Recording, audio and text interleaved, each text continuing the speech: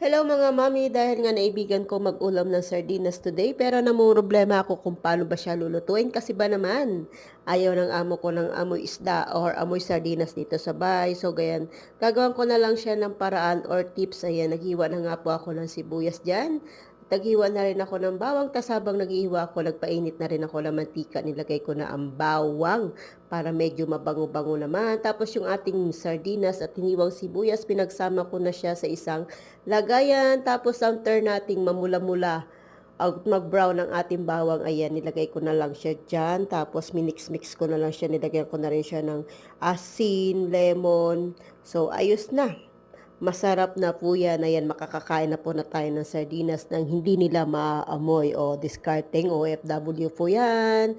Subscribe to my channel. Ayan, don't forget to subscribe. Thank you. Bye-bye.